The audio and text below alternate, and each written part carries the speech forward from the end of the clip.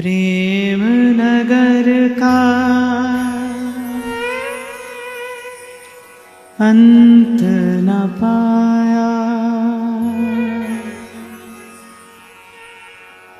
जो आया सो जाएगा। प्रेम नगर का अंत न पाया, जो आया सो जाएगा।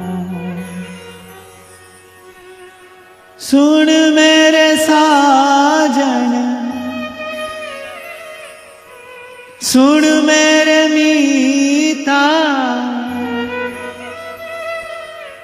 या जीवन में क्या क्या बीता। सिर कर्मों का बोझा लीता, आगे कौन छुड़ावेगा। प्रेम नगर का अंत न पाया, जो आया सो जावेगा।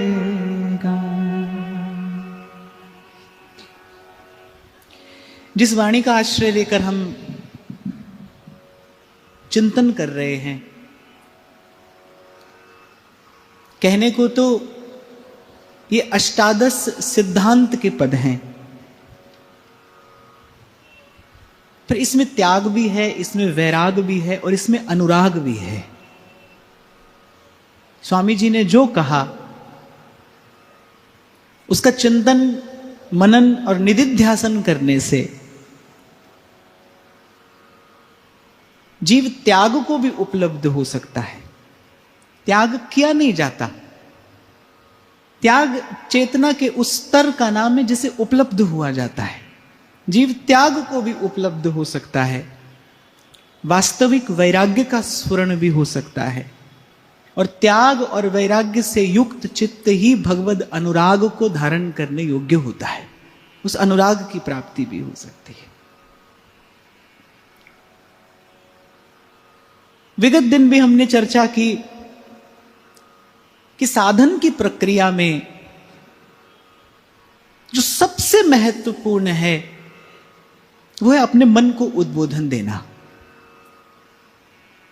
सिद्धांत की बात किसी भी महापुरुष ने कही हो, श्री स्वामी जी के पद हो, श्री महाप्रभु जी की वाणी हो, या अन्यान्य भगवत प्राप्त महापुरुषों ने जो भी कहा, जो सिद्धांत की बात कही है, वो अपने मन को उद्बोधन देने के लिए ही कही है।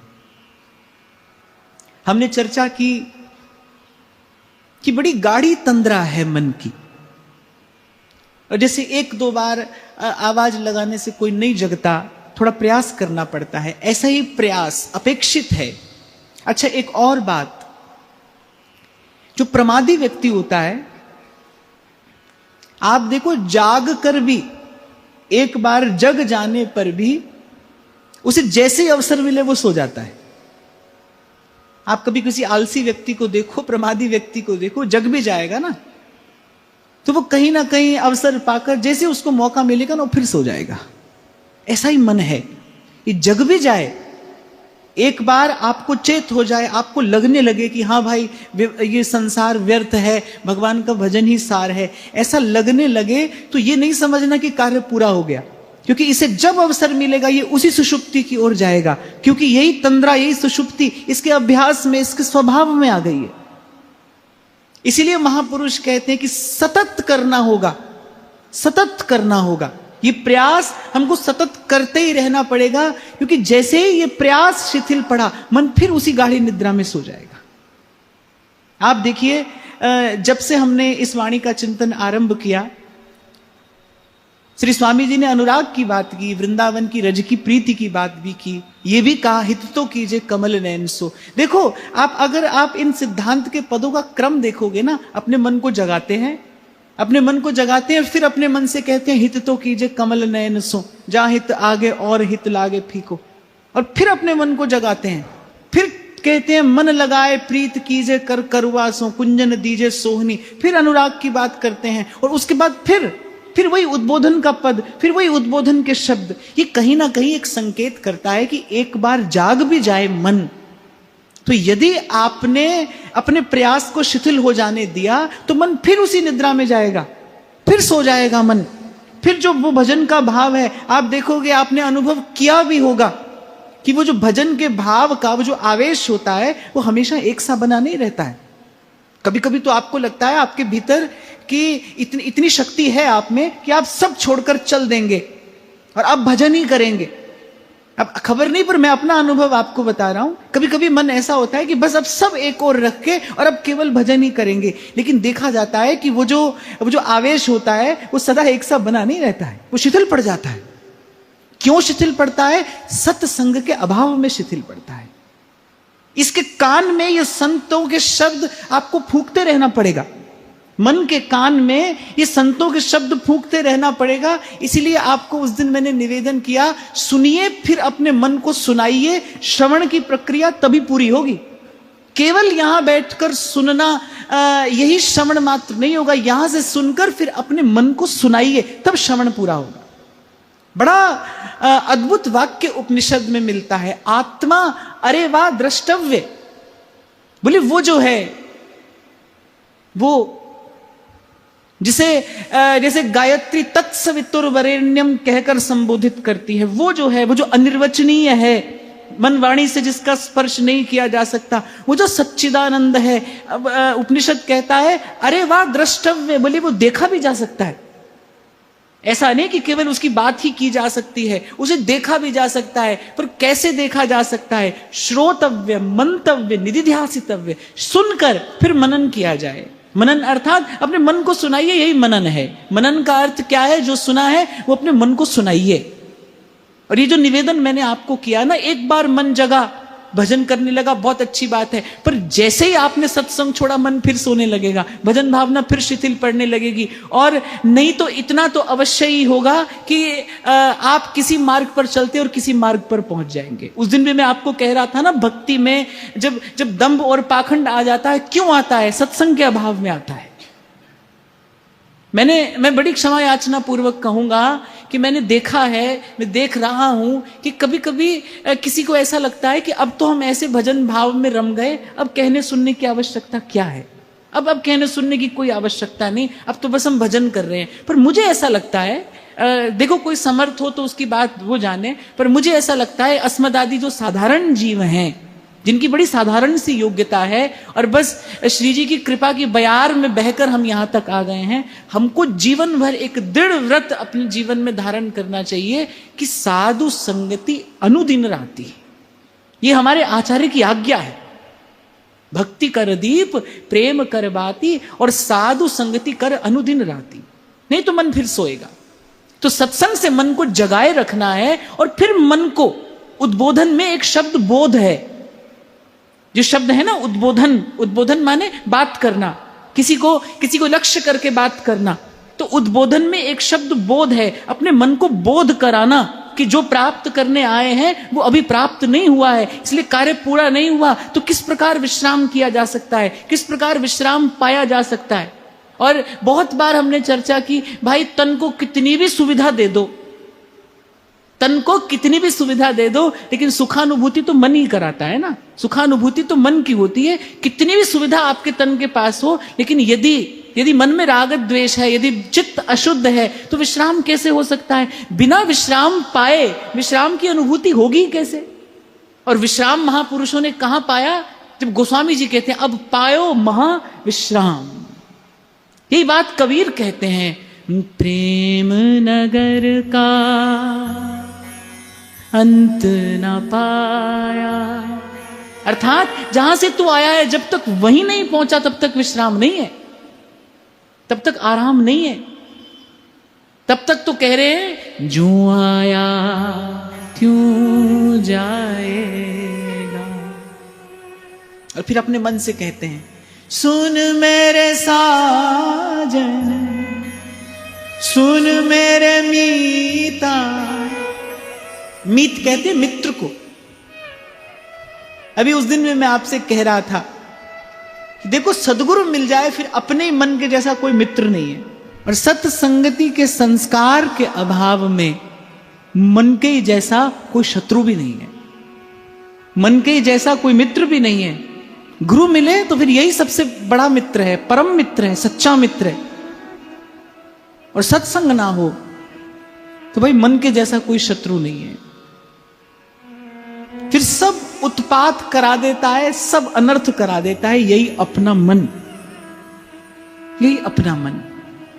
तो कहने भाई विचार करो, प्रेम नगर का अंत न पाया, अर्थात यहां से आया है वहां का पता यदि नहीं पाया तो फिर ज्यों आया त्यों जाएगा, और जो गया फिर आएगा।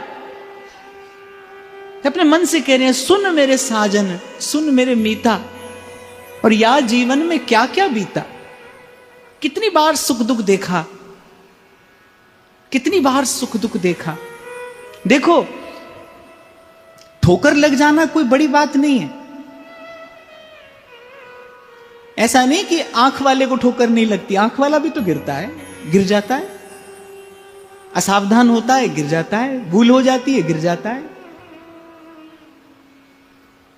लेकिन उसी स्थान पर बार बार गिरने वाला असावधान नहीं,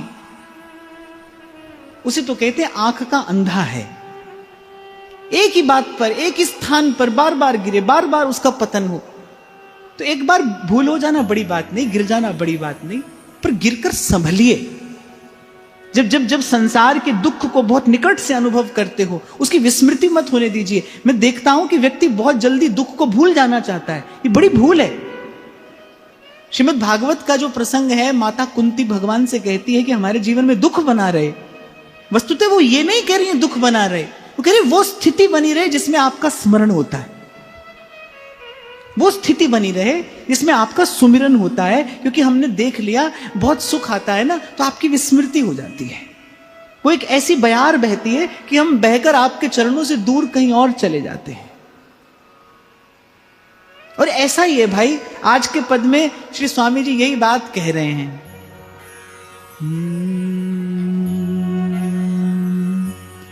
ऐसो ही सब खेल, ऐसो ही सब खेल, हरि को ऐसो ही सब खेल, ऐसो ही सब खेल, हरि को ऐसो ही सब खेल। देखो एक खेल का सुख मजा कौन ले सकता है? जो खिलाड़ी से परिचित हो या खेल से भी परिचित हो। खिलाड़ी से परिचय हो ना हो, पर खेल से परिचय होना चाहिए। जिसका खेल से परिचय नहीं है वो खेल का सुख नहीं ले सकता। लेकिन अगर खेल से भी परिचय हो और खिलाड़ी से भी संबंध हो, फिर तो मजा दुगना हो जाता है ना। जैसे जैसे खिलाड़ी जीतता है वैसे वैसे आपका आनंद भी बढ़ता चला जाता है। बड़ी प्यारी बात कबीर कहते हैं कि रे राम झरोखे बैठ के और सबका मुजरा लेत। बोले खेल में शामिल नहीं होते हैं हम, खिलाड़ी का खेल देख रहे हैं। राम झरोखे बैठ के सबका मुजरा लेत, और जैसी जाकी भावना वैसा ही फल देत। मैंने देख रहे हैं हम तो, जो जस करई सो तस फल छाखा, कर्म प्रधान विश्व करी राखा। अच्छा हाँ देखो, खेलने में परिश्रम है, खेल देखने में सुख है। संत जो है वो तो प्रभु के चरणों में बैठकर उनकी कृपा के झरोके से बस ये सब लीला देखता है और जय हो जय हो जय हो करता है। हमारे बड़े बाबा ये बात बार बार कहते थे, बोले संसार में रहकर यदि कोई एक युक्ति है सुख लेने की, बोले नहीं तो है नहीं। स्वामी श्री अखंडानंद जी महाराज तो बार बार कहते थे, कोई कहता था ना महाराज बड़ा दुख है, तो बोले यहां सुख मिला किसको है? बोले बड़ी मौज लेने आए हो यहां। तो वो तो उदाहरण देते थे, बोले कोई युद्ध के मैदान में ये सोचे कि भाई बड़ी अशांति है, अब कैसे ध्यान करें, कैसे भजन करें, तो गलत स्थान पर वो गलत प्रश्न कर रहा है ना। युद्ध के मैदान में कहां से शांति होगी? तो युद्ध का मैदान ही है भाई, ये जो संसार है युद्ध का मैदान ही है, और क्या है? यहां पर कहां से शांति आई, यहां पर कहां से सुख आया? बोले अगर है तो फिर एक युक्ति है, बस भगवान की लीला का दर्शन करिए और प्रभु आपकी जय हो, आपकी जय हो, आपकी जय हो, बस ऐसा ही करिए, प्रभु की जय जयकार करिए।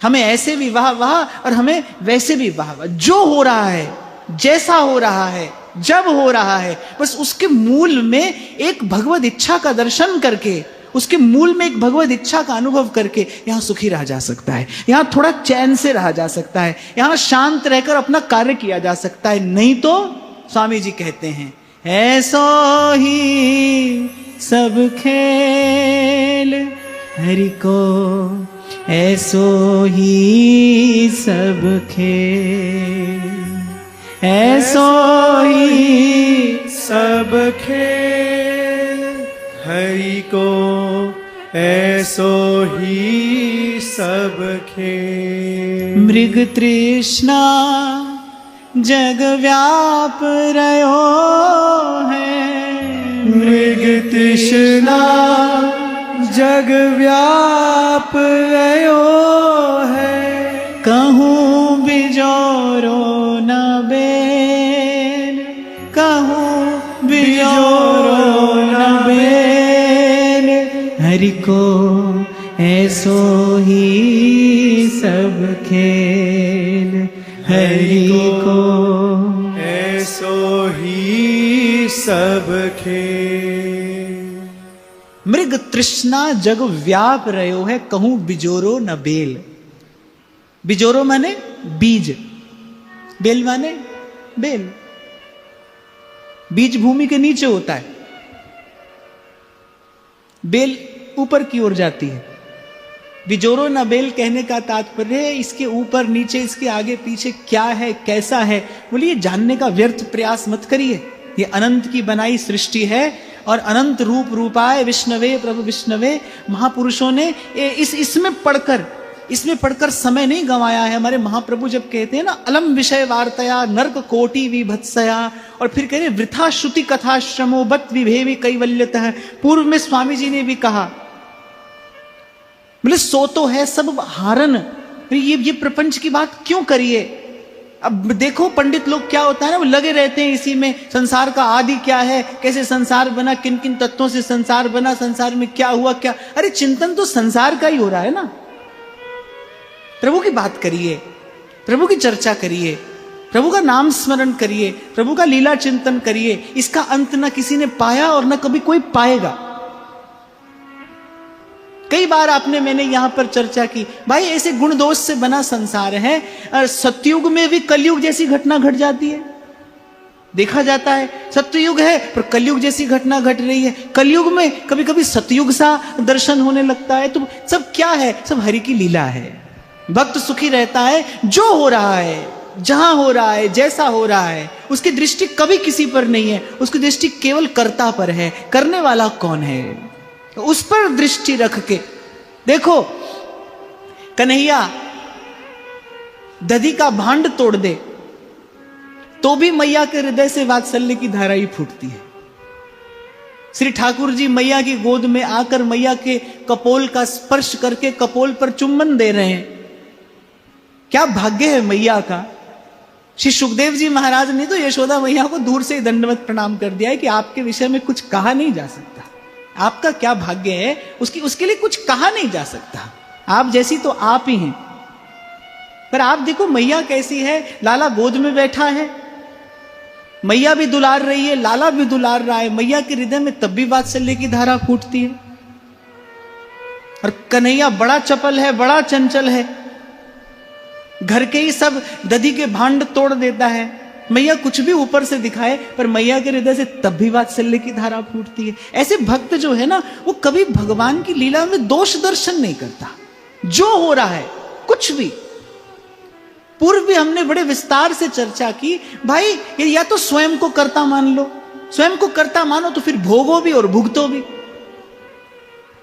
यदि आप कर रहे हो आप कर रहे हो तो भाई फिर उसका फल आएगा, शुभ भी आएगा अशुभ भी आएगा, और ये शुभ अशुभ का कोई अंत नहीं है, ये तो अंतहीन प्रपंच है। संत कहते हैं भाई, संतों के मुख से मैंने सुना है, साधना की तो सिद्धि होती है, प्रपंच का अंत नहीं आता, ये अंतहीन प्रपंच है।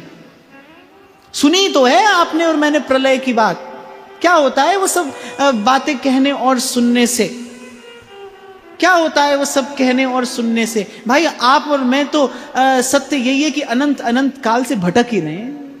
आपने और मैंने तो भटक कर ही देखा है, बस भटके ही हैं आप और मैं, तो बहुत जन्म जन्म बिगाड़े ही हैं। इसलिए मैं तो कहता हूं आपसे, बहुत कुछ कहने सुनने की आवश्यकता नहीं है। सीधे सीधे हरि भजिए, हरि भजिए, हरि भजिए, गोपाल कहिए, गोपाल कहिए, गोपाल कहिए और सब सुख लइए, हमारे व्यास जी कहते हैं। सब तज भजिए श्याम को, श्रुति स्मृति को सार, श्रुति स्मृति को सार। दो बातें मानस की मुझे बड़ी प्यारी हैं और ऐसे मैं स्मरण करता रहता हूं इन दो बातों का, जब गोस्वामी जी कहते हैं, नीति निपुण सोई चतुर सयाना, श्रुति सिद्धांत नीक ते ही जाना, सोई कवि कोविद सोई रणधीरा। गाइए, सोई कवि कोविद सोई रणधीरा, जो छल छाड़ी भजे रघुबीरा, जो छल छाड़ी भजे रघुबीरा। तो यहां देखोगे तो द्वंद्व है, कभी सुख है कभी दुख है, ये इस झूले में झूलते रहो, कितना भी बढ़िया झूला क्यों ना हो भाई, बहुत अधिक झूला नहीं जा सकता उसमें।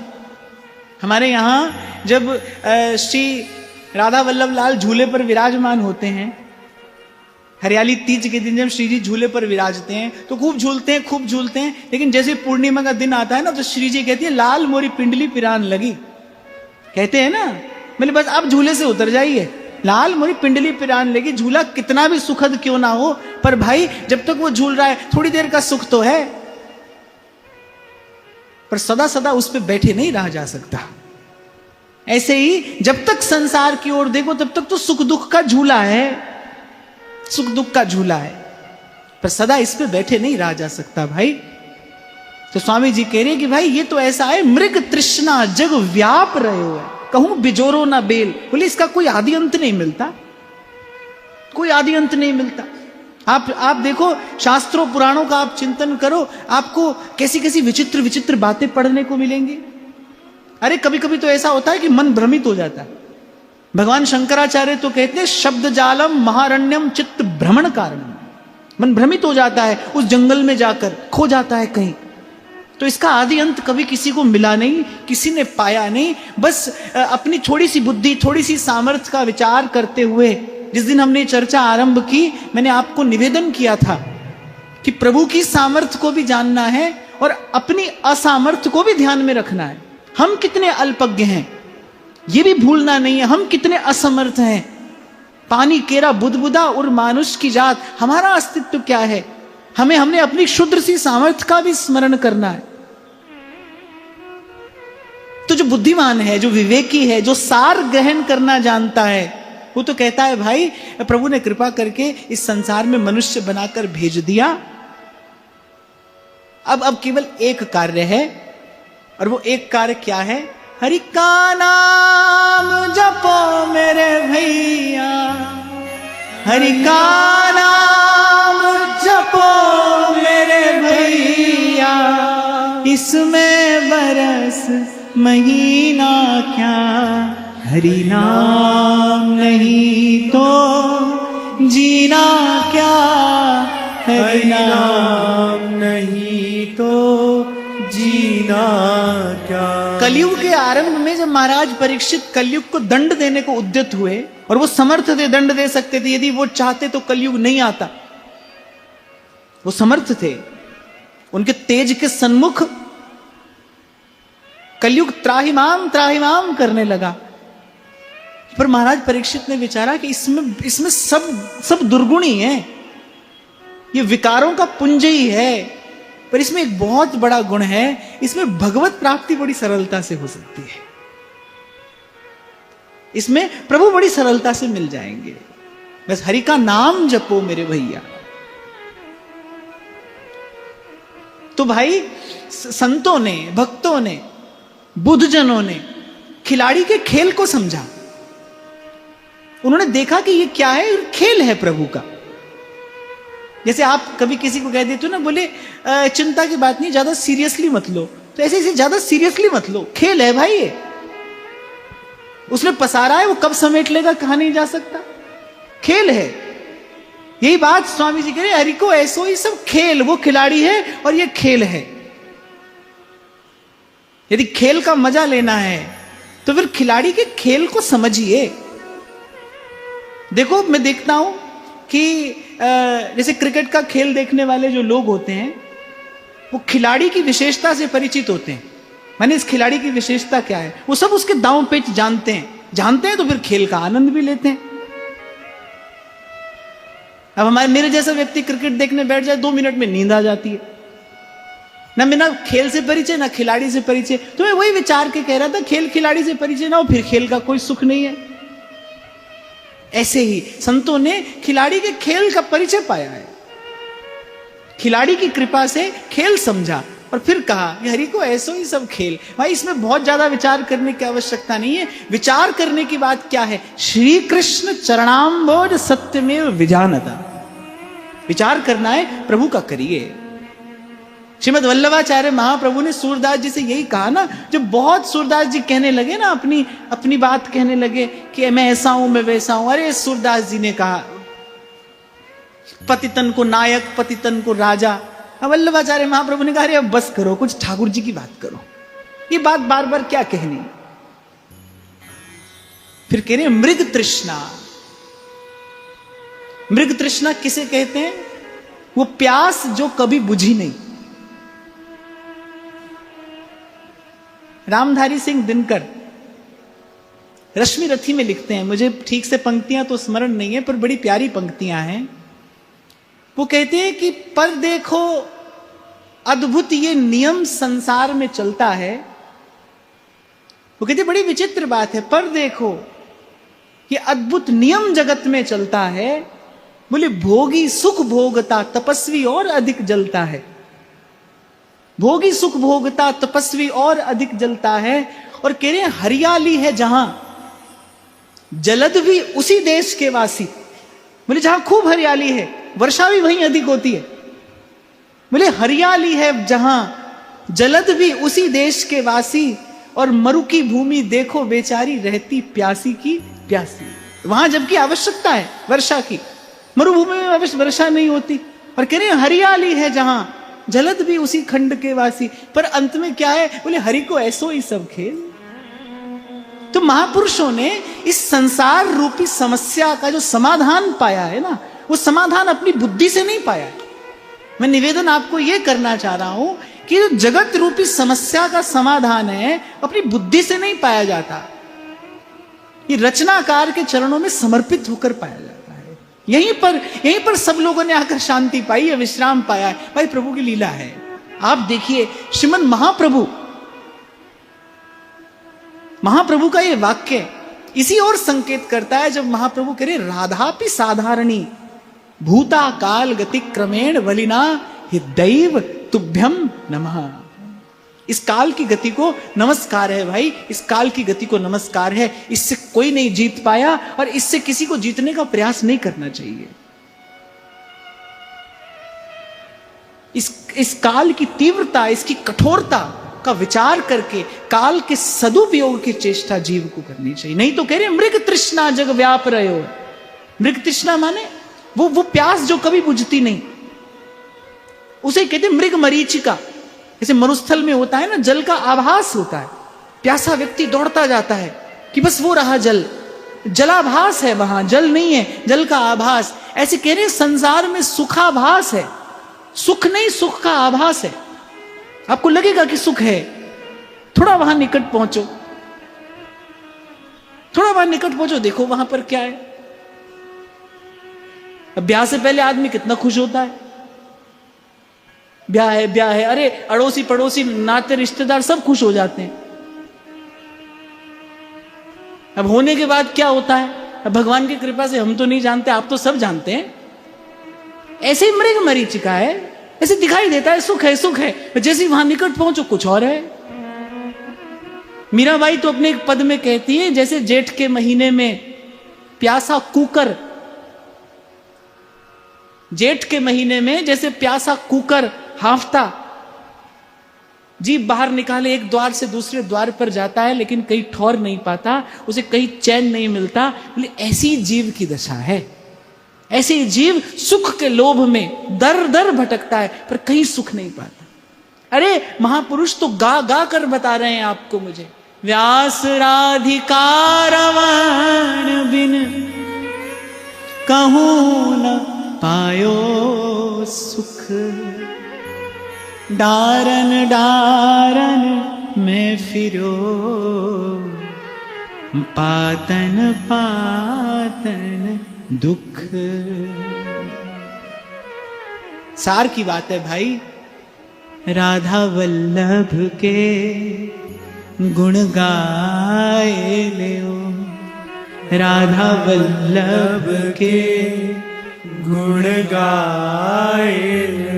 एक संत तो बड़ी प्यारी बात कहते हैं, प्रेम रस बरसे रे मनुआ, प्रेम रस बरसे, बूंद बूंद में बिमल प्रेम रस, और बरसे अंबर से। तू क्यों छिपा ओट में पगले,